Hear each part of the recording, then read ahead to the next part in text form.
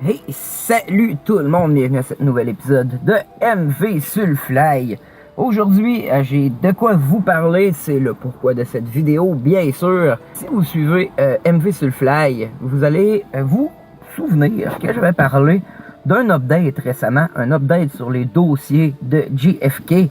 Je vais essayer de le faire popper en haut, à gauche, à droite, en tout cas avec une cards.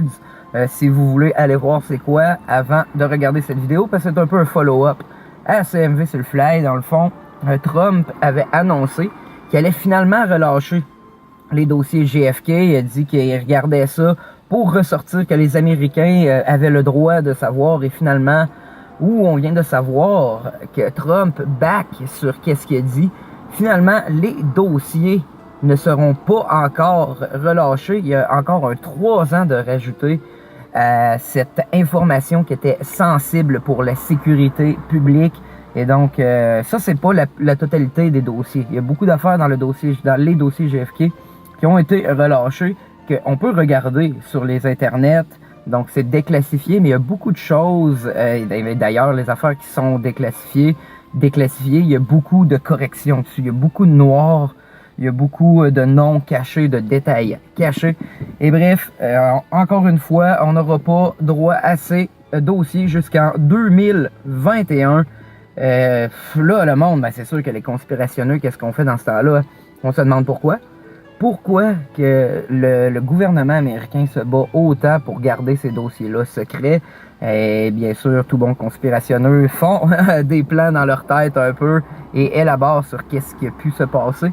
Et donc, ce que j'entends surtout, c'est que Trump aurait été fortement conseillé par des hauts placés, il faut le dire, des hauts placés comparés au président des États-Unis.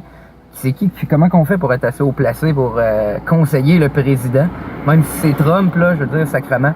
Et bref, il aurait reçu des conseils comme de quoi, qui leur disaient que c'était pas le temps encore. C'est pas le temps de relâcher ces dossiers-là. Ça peut être dangereux, ça peut mettre en péril la sécurité nationale. Et là, le monde pense surtout, on est dans les conspirations, plus les spéculations.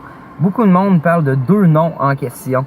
2 noms qui étaient présents dans les dossiers dans le temps et dans le gouvernement, bien sûr. On a George W. Bush Senior, qui a travaillé à la CIA longtemps. Je pense qu'il a même été la tête d'office de la CIA pendant un bon bout.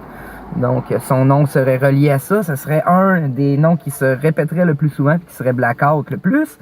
Et il y a aussi Henry Kissinger. Henry Kissinger qui a été le secrétaire d'État de plusieurs présidents et qui est un peu présumé d'avoir tiré des ficelles à quelque part. Si on est bien sûr dans la veine des conspirations et de l'assassinat et tout.